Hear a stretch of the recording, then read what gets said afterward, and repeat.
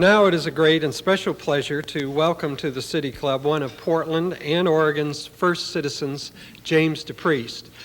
In this introduction, I'm going to take you on a breathtaking trip around the world as we look at the career of this fine man. As you know, Maestro James DePreist is a world-class conductor of a world-class orchestra, the Oregon Symphony, one of the most significant cultural institutions in our community. James DePreist was named music director and conductor of the Oregon Symphony in 1980 in the midst of what continues to be a distinguished career. He was born in Philadelphia in 1936 and pursued his study in composition at the Philadelphia Conservatory and earned bachelor's and master's degrees from the University of Pennsylvania. While on a State Department tour in Bangkok in his mid-20s, he contracted polio, but recovered sufficiently within 2 years to win a first prize in the 1964 Dimitri Metropolis International Conducting Competition. He was selected by Leonard Bernstein to be an assistant conductor of the New York Philharmonic for the 1965-66 season. Since then, DePreist has served as associate conductor with the National Symphony Orchestra in Washington, D.C., and music director of the Quebec Symphony, Canada's oldest orchestra. He has brought the Oregon Symphony from an orchestra of regional significance to what one music critic, reviewing the symphony's first recording under DePreist, called an orchestra worthy of national and perhaps even international attention. The symphony's fourth recording, by the way, Apocalypse, was named Pick of the Month by Gramophone magazine early this year. DePreist also records with the Royal Stockholm Philharmonic, with the Malmö Symphony in Sweden, where he serves as principal conductor, and with the Helsinki Philharmonic, which he leads as principal guest conductor. Next year, he will become music director of the Monte Carlo Philharmonic in Monaco. In addition to leading the Oregon Symphony through its annual season, James DePreist regularly appears as guest conductor with the New York Philharmonic, the Chicago Symphony, and the Philadelphia Orchestra, along with half a dozen other major American symphony orchestras.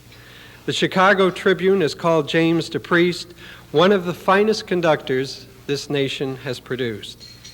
Hearing all this, you would all no doubt agree that Maestro DePreist's appearance here today is first a near miracle of scheduling, as well as, of course, a great honor for this organization. Please join me in welcoming back James DePreist to the Portland City Club.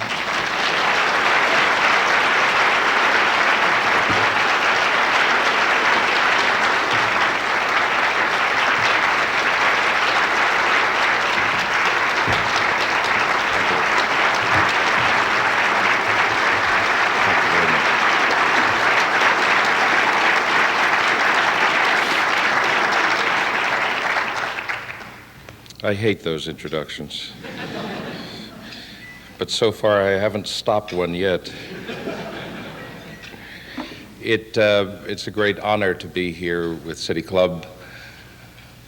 I have great respect for the seriousness with which you take being a citizen of this great city, and I have always enjoyed listening to the City Club broadcasts, and I hope that I can share with you just a few thoughts that I have about the arts generally, about orchestras specifically. We are really all in this together as a cultured society. The 21st century is less than a decade away, and at the current rate of global transformations, that's more than enough time for the world as we know it to be staggeringly different by the year 2000. Keeping ahead, abreast, or even aware of change requires not only careful analysis, anticipation, and flexibility, but also heavy doses of clairvoyance and luck. Not only is change occurring more rapidly, but the change that's occurring is itself changing. New paradigms generated by revolutionary rather than evolutionary change are emerging in almost all arenas, including those rooted in traditions centuries old. Few institutions are as traditional as the symphony orchestra. But that tradition is rich and varied, dynamic and eternally relevant, neither elitist nor anachronism. Symphony orchestras worldwide are meeting the challenge, tracking the trends with their traditions intact. To be sure, not all orchestras are thriving, and the arts generally are under siege from many quarters. Senator Jesse being but the most prominent helmsman trying to run this nation's arts flotilla aground. But while fighting these battles, we must not lose sight of what works. We must not ignore the instructive examples around us, nor presume that arts institutions need either reinvent the wheel or call Kevorkian. As is the case with NAFTA, healthcare reform, and the starting five for the Blazers, there is no shortage of points of view concerning the methods of facing the challenges confronting symphony orchestras. I'd like to touch briefly on two major areas, funding and culture. I have long held the view that the true bottom line has nothing whatever to do with money. Let me repeat. The true bottom line has nothing whatever to do with money. For an arts institution, a symphony orchestra, for example, the bottom line is the hunger, desire, demand to experience enriching musical performances of high quality. That is the bottom line. For this experience, people will pay, and they will buy tickets and contribute as well. Even if we think of a profit-making enterprise, if profit is your goal, then your obsession had better be quality and service. Quality and service need to be your bottom line because you can bet they constitute the customer's bottom line. Orchestras are funded in a variety of interesting ways around the world. I spend about 5 months abroad each year in Sweden and in Helsinki and elsewhere as a guest conductor. The perspective on funding is quite different in Europe. Swedish orchestras, for example, depend almost entirely on subsidies from the national and municipal governments. With taxes so high, little fundraising is done outside of these subsidies. Companies like Volvo, who undertook major supplemental funding of the recordings and tours of the Gothenburg Orchestra, did so out of marketing and promotional funds. This partnership moved an already fine orchestra to the forefront of Swedish orchestras, eclipsing the celebrity even of the Stockholm Philharmonic. The city of Helsinki subsidizes the Helsinki Philharmonic with funds that are all the more difficult to come by since the breakup of the Soviet Union. Finland is experiencing today a severe economic crisis with unemployment at unprecedented levels, yet the city maintains the orchestra. It maintains its support with an admonition to keep costs as low as artistic viability will allow. It is interesting to note that the percentage of revenue from earned income, that is fees for concerts and ticket sales, is about 18%. Compare that with the United States orchestra's average of about 53%. European governments simply presume support for the arts. But it is clearly wise for European orchestras to look more carefully at their earned income figures if they're not filling their halls. Marketing the arts is an emerging concept in Europe. I consider Germany and Austria examples of the best case scenario: high government subsidies and filled concert halls, no gimmicks. England is a different story altogether. Writing in the September issue of the International Arts Manager, writer Richard Pulford observes, London has more independent symphony orchestras than any other city in the world. The 4 orchestras supply the capital with the world's largest, richest, and most varied diet of concerts. They attract the world's greatest conductors and soloists. They sustain an international recording industry which contributes heavily to Britain's overseas earnings, and they provide employment for the world's largest cadre of professional musicians. All this is achieved at a total cost in terms of the public subsidy, which is barely 1/3 that required by the Berlin Philharmonic. The annual budget of the Berlin Philharmonic is about $25 million. But the Arts Council has determined that London has too many orchestras, giving too many concerts to too small an audience, and that in future there will be half the number of orchestras, or there should be half the number of orchestras, giving fewer concerts. Such a decision could be a major blow to London orchestras. Why isn't it?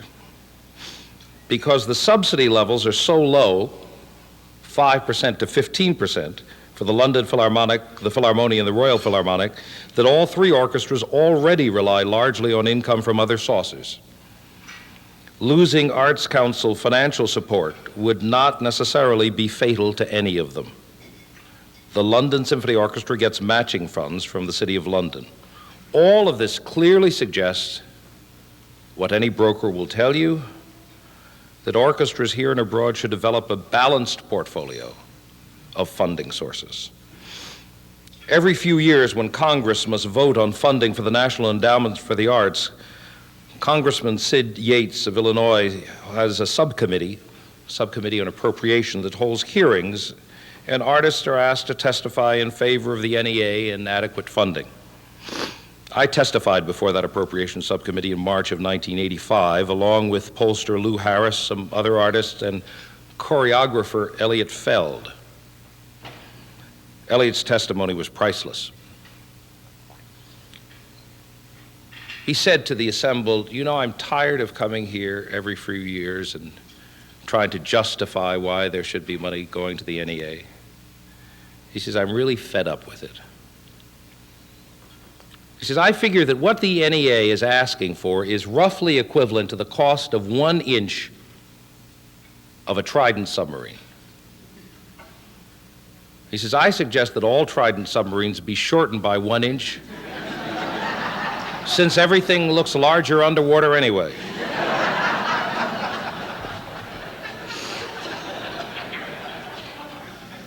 Clearly, orchestras in their balanced funding portfolios must provide their own endowments as an important and vital part of their financial base.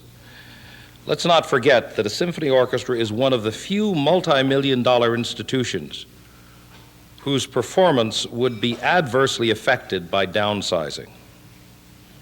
We cannot play Brahms with 3 violins, a trumpet, and a flute. Even if we could, trust me, you wouldn't want to hear it. Nor are temps the answer. No, my friends, a given in this business is that a symphony orchestra is labor-intensive, has to and should be that way. Most of this has concerned subsidies, endowments, contributed income. What about earned income, I hear you asking? Isn't there an instructive, inspiring example of any symphony orchestra that is actually earning a sizable chunk of its funds? Well, yes, there is such an example. In the United States, the orchestra with the highest percentage of subscription sales per capita is also the orchestra with one of the highest earned income percentages. Where is this well-managed super band? No, not in the Big Apple, not in the Windy City, nor in the city by the bay. Not in Beantown, not in the City of the Angels, not in the Twin Cities, the Tri-Cities, not in Big D. No, the orchestra with the highest percentage of subscription sales per capita, the orchestra with an earned income of 61%, can be found out the front door of this hotel and to the left.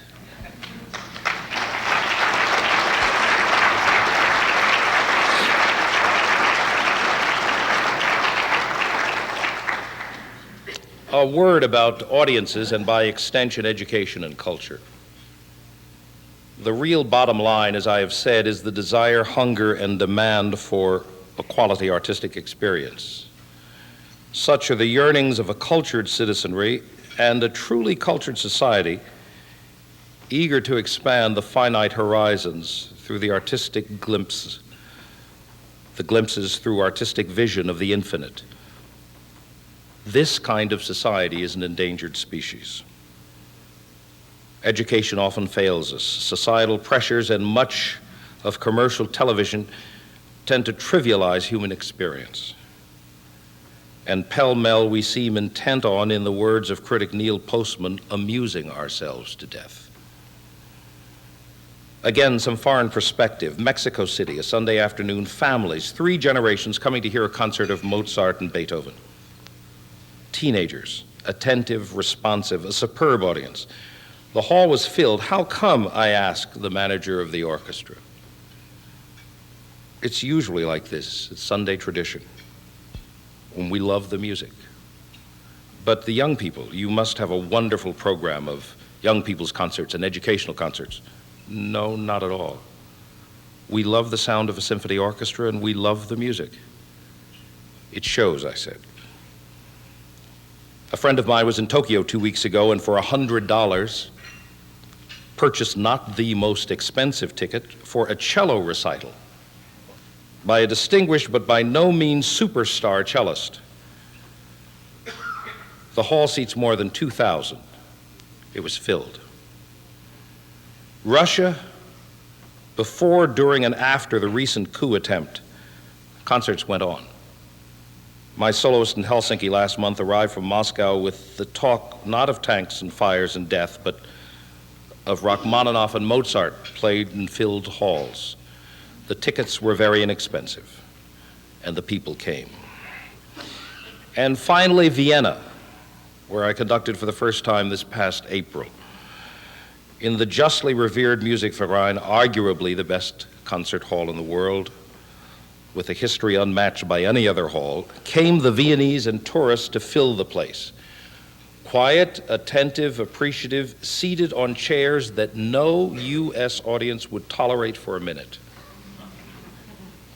In a non-air-conditioned communion with Bruckner.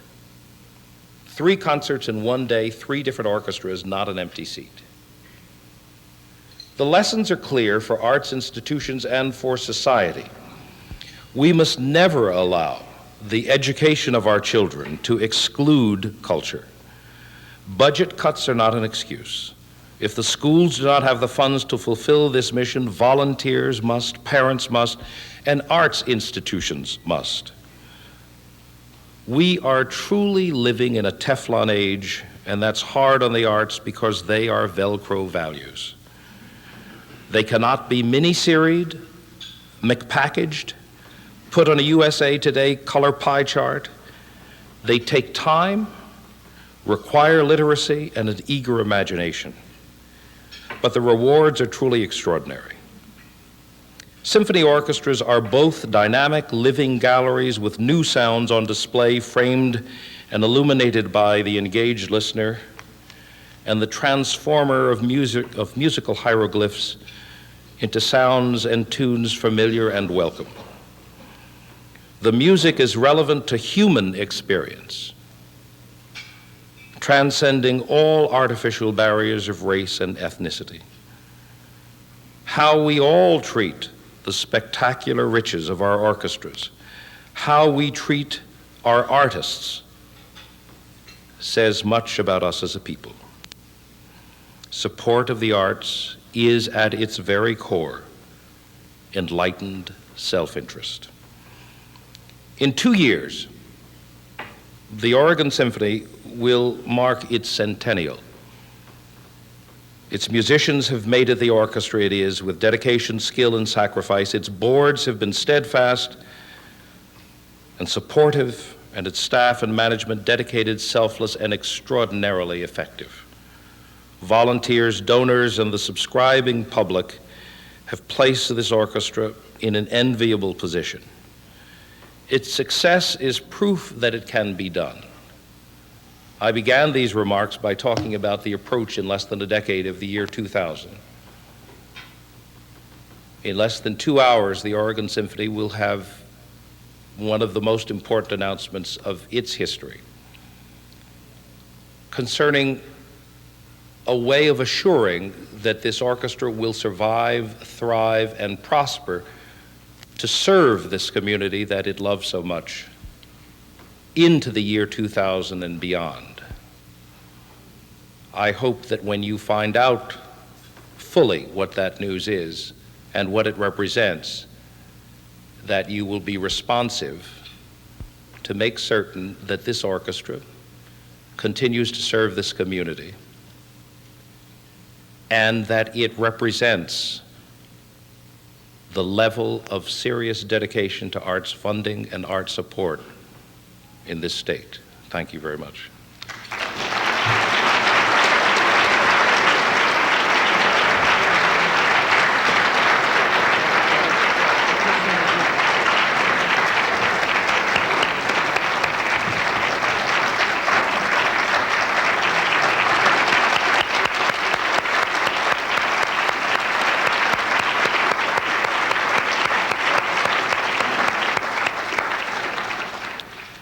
Thank you, Mr. DePreist. Now it's time for questions for him from City Club members. Please use the microphone here in the center of the room. Identify yourself and as a member of the club. Please make your questions brief and get to the question mark part as quickly as possible. Our first question today again comes from Dr. Fran Storrs. Thank you. Thank you for your remarks, Mr. DePreist, and especially for your leadership and for the Oregon Symphony. Mr. DePreist told me I could ask him anything I wanted to, fairly dangerous liberty, but I would like to ask him a specific question about the performing arts in Portland.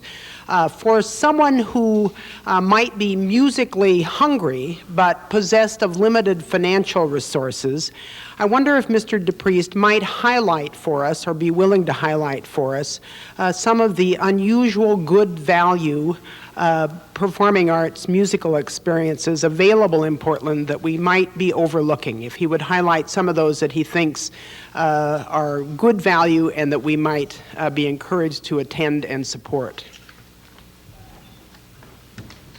Well, the only reason that I would make the following suggestion is that I assume that all arts institutions are interested in getting as many people as possible to enjoy and hear what we do and see what we do. And I would recommend and urge you to contact any of the arts institutions, the major arts institutions in town, and those in the community, and ask them if they have programs similar to those that I will mention to you that we have with the Oregon Symphony. We realize that everyone cannot come to the concerts at night, and so we have a series of concerts and symphony Sundays on Sunday afternoon with prices less than you would have to pay if you're coming to the concert hall, and with really music that is designed as an introduction. We also have a series of open rehearsals that are even less expensive. Now, many people have said that we think that rehearsals are far more interesting than concerts, and I suggest that we charge for rehearsals and have concerts free. Well, we haven't gone that far. But I do think that all of the arts institutions in town have programs whereby you can get tickets either at the last minute, or there are tickets or series of concerts that have prices that are greatly reduced, and where open rehearsals are possible. Certainly we welcome as many people as possible at our open rehearsal. I remember doing an open rehearsal just last week in Sweden, and there were as many people at the rehearsal as there were at the concert, and the concert was filled. That's a very, very important way, and it should not be a way that is ignored. If you call an arts institution and they have no such program, ask them why they don't.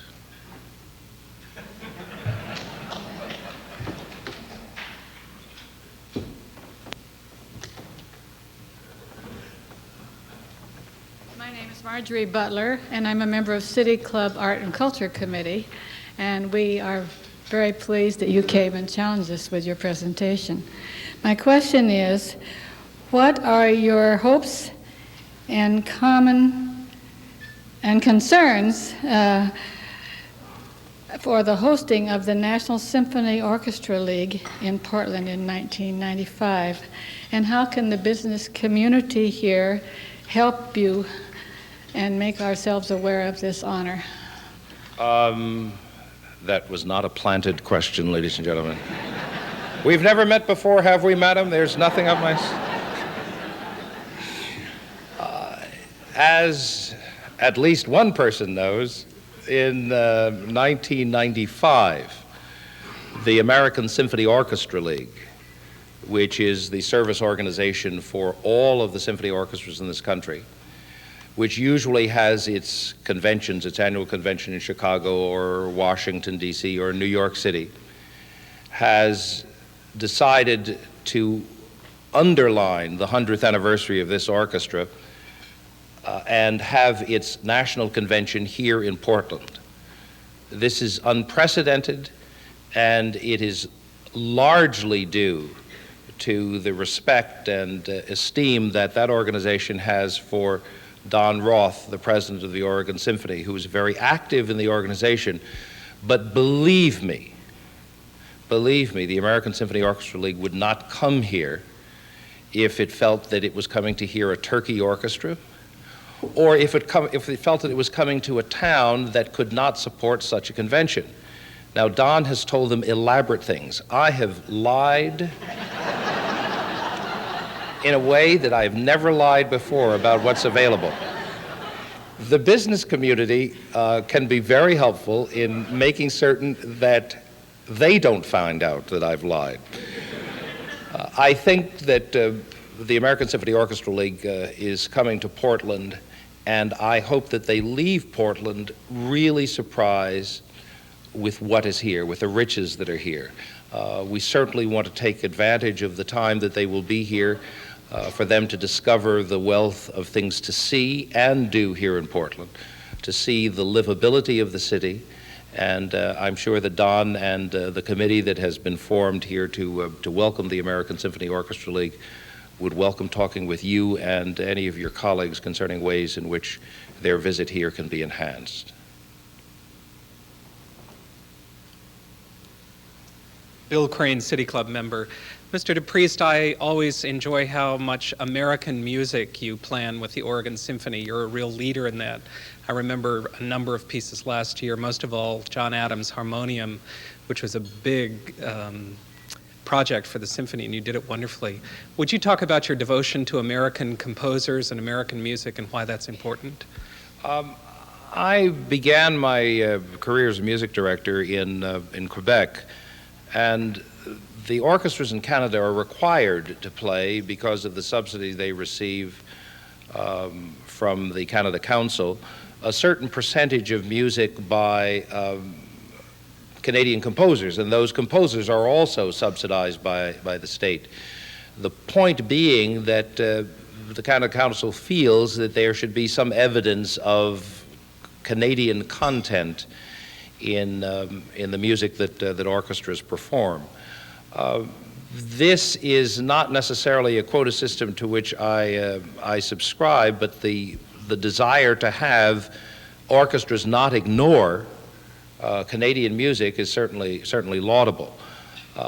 And when you think about United States orchestras, the amount of American music that is played is really so little when compared with Beethoven and Brahms and Tchaikovsky, that we all have to make a conscious effort to see to it that that the masterpieces that do exist in the canon of American music, those masterpieces are not ignored. So this is a responsibility, I think, that all music directors of American orchestras feel, and there's a wide variety of that music. We have scheduled perhaps 7 or 8 works by American composers in the upcoming season. The CD that we just finished, the 4th CD, represents 3 works by American composers. The next CD that we will be doing will also feature 2 works, both by American composers, Nicholas Flagello and Joseph Schwantner, 2 works written about the life of Dr. Martin Luther King, Jr. In the final analysis, whether a piece is American or whether it's Swiss, the music has to survive or fall on its own merits. What we want to make certain is that we have an opportunity to have audiences hear the music that exists.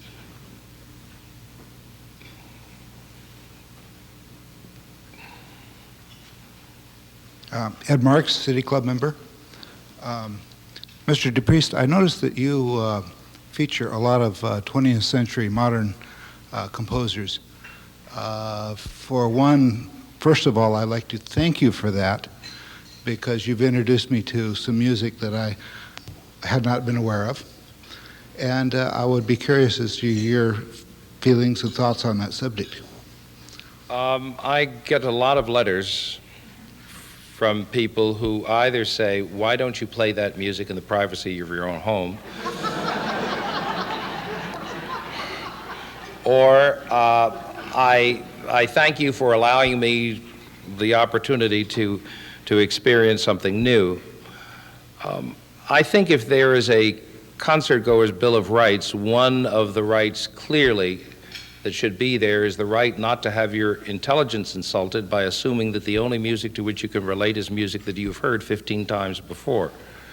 It's very important, however, for any music director to be careful in the selection of the music, because I could put some pieces on the program that could very effectively empty the hall in a very short order. That does not mean that all the music that we do is easy by any stretch of the imagination. But I do think that if you're going to build trust with an audience, then that trust has to be built upon not allowing them to come into the hall and be assaulted by sounds that are in the experimental stage of the composer's development. Yes. Michael Chappie Grice, City Club member. Thank you for your message and your contributions to the community as well. I wonder if you would comment on the importance and/or the little-known role of American classical music, sometimes referred to as jazz, and what a large community like Portland might do to sustain it in the form of jazz clubs, or nurture it, particularly to sustain the artists who perform the music. Well, it is one of the single most important things that I can think of for me personally and for the Oregon Symphony. The Oregon Symphony has done 2 concerts with a modern jazz quartet. And they were possible because we found outside funding. And we thought that the first funding source was going to be a perpetual funding source. It was a wonderful relationship. He cared about jazz, he had deep pockets, and he had clients in Portland. Unfortunately, one of his friends was Ivan Boesky. And those pockets ended up not being as deep as we had wished. And it's amazing to me, I find it amazing that in Portland, which has a reputation for being a great jazz town, to which many jazz musicians have come to live, that there is not a more sustainable level of jazz activity. I would like, personally, for the Oregon Symphony to be able to present at least one concert with one or more jazz artists per year. I'm determined to see that happens. I have to be here at the time because I don't want to miss it, but I want to do it. The problem has been, and I think that there is a feeling in the community that there is not enough, there's support enough for an outdoor series like the Mount Hood Jazz Festival. But when it comes to doing jazz concerts indoors with the orchestra or just indoors during the regular season, that the level of support is not there. I personally feel that jazz is the true American art form, and I have felt that communities, generally speaking, have missed the boat very often. They've missed the boat in 2 areas. One, symphony orchestras are very difficult to support and sustain. It requires a really committed community with sufficient funds to make that happen. But string quartets could exist in any number of communities. There's no reason why there could not be a Peoria string quartet that is of world-class caliber. And there certainly is no reason why there couldn't be a jazz quartet or a jazz quintet or a jazz ensemble that cities could adopt. I would be willing to be very active in joining any kind of movement to see that the level of jazz performance whether it's with the symphony or in jazz clubs, that is increased and maintained. It's a very precarious business. I know when I had a jazz group in Philadelphia, it was very, very hard. There were some advocates who got nightclubs to change their policy to have jazz instead of something else. And I remember one man by the name of Harvey Houston, who talked the Red Hill Inn, which is a legendary jazz place in New Jersey, into having a jazz policy. But Harvey Houston was there by the window seeing how many cars were coming in, making certain that we were going to have enough people on a regular basis so that the owners wouldn't decide to go back to strippers or whatever. Jazz is too valuable an art form to be left to the vagaries of nightclubs. It is too valuable for that. And I'm at your service for anything that can be done to see that that becomes a more thriving part of the city.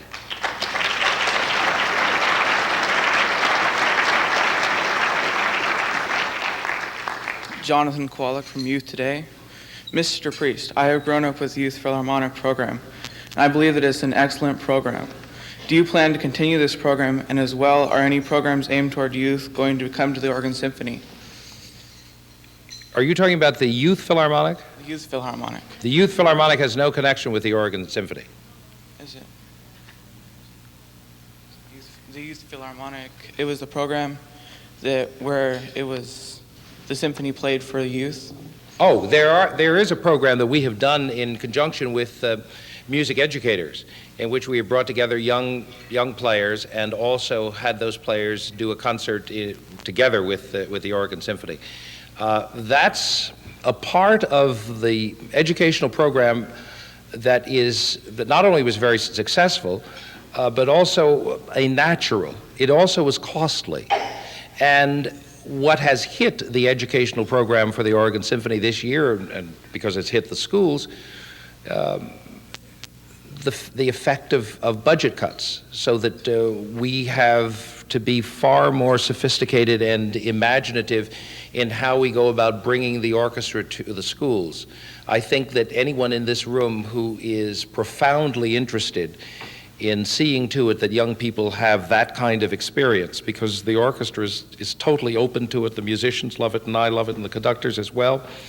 Anyone in this room who is sufficiently committed to that, to see that it happens, they should give me a call, and we'll see what we can do to make it work. Yes, it's very important, and something like that can disappear because there isn't any money. But as I said, money is not the bottom line, it's commitment to that idea. And if one is committed to that idea, then the money can be found.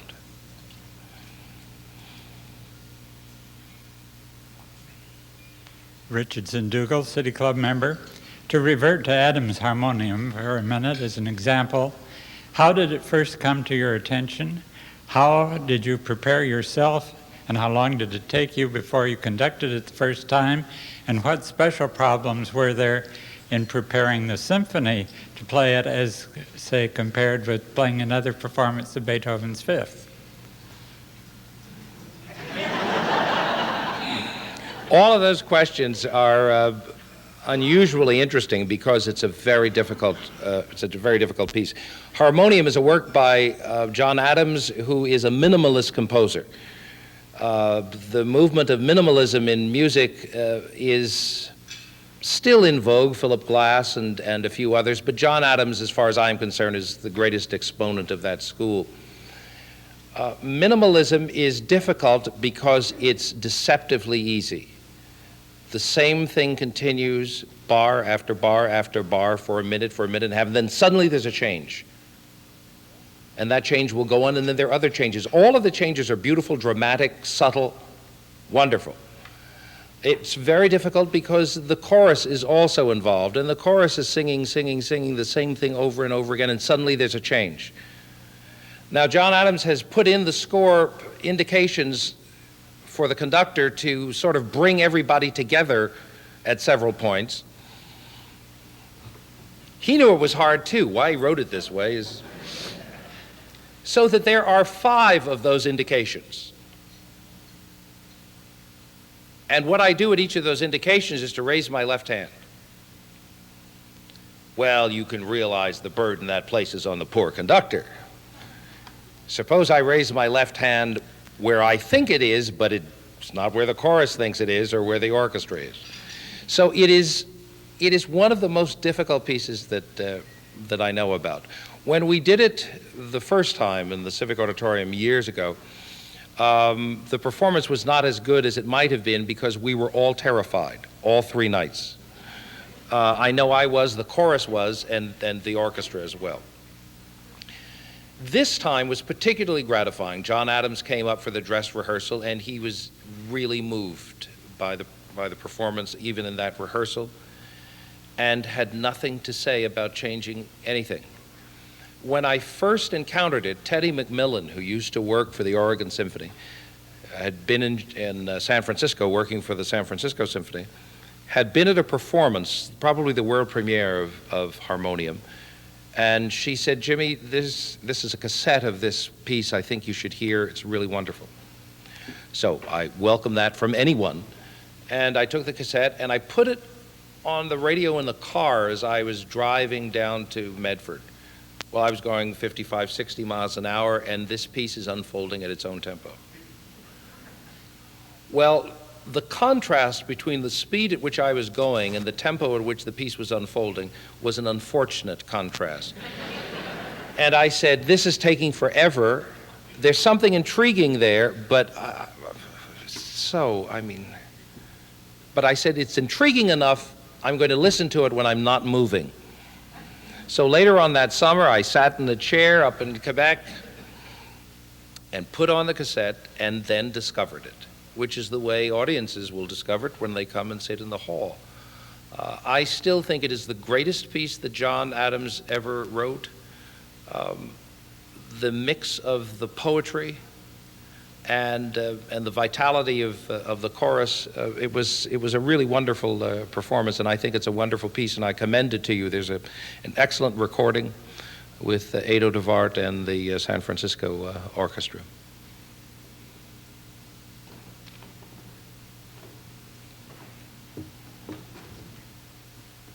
John Durkheimer, City Club member. Could you describe to the group what your vision is for the Oregon Symphony?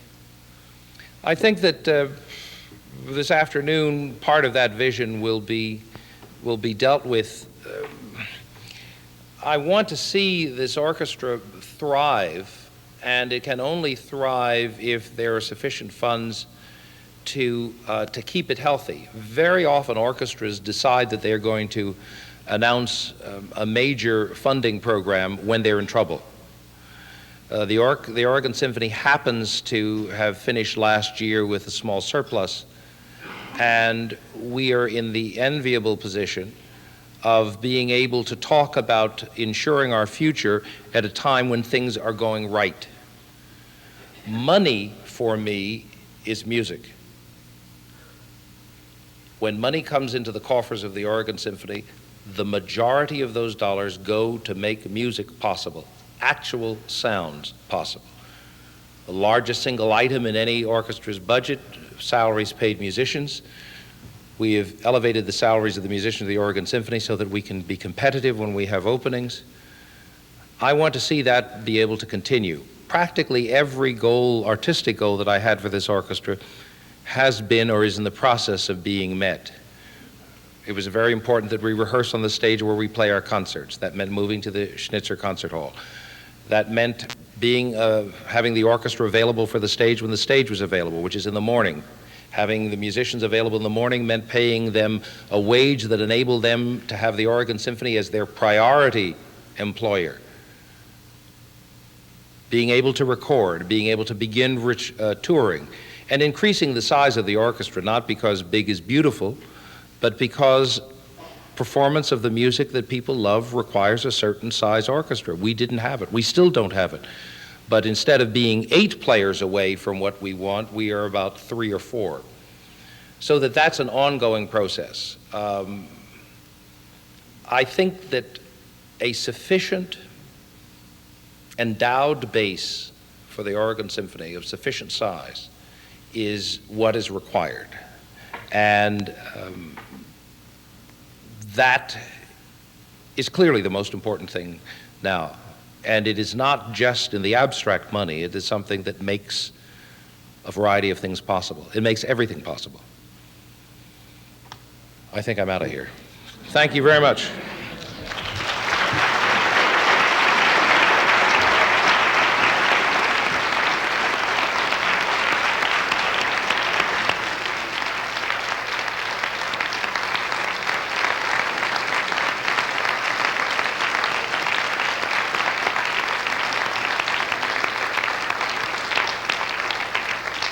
Thank you, James DePreist, for again making us appreciate the contribution of the Oregon Symphony and certainly your own personal contribution to this community. Appreciate you being here today.